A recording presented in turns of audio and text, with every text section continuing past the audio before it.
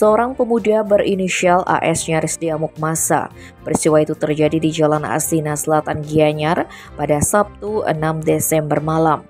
Pemuda berusia 28 tahun itu diamankan warga karena kedapatan berduaan di dalam kamar kos dengan seorang siswi SMP berinisial NS. AS diduga melakukan pelecehan seksual terhadap NS. Dari informasi yang dihimpun, awalnya keberadaan AS dengan NS di dalam kamar kos diketahui pertama kali kakek NK berinisial B.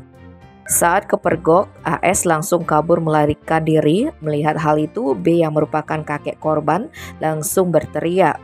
Sehingga hal itu memantik perhatian warga sekitar. AS kemudian kabur melarikan diri karena dikejar warga.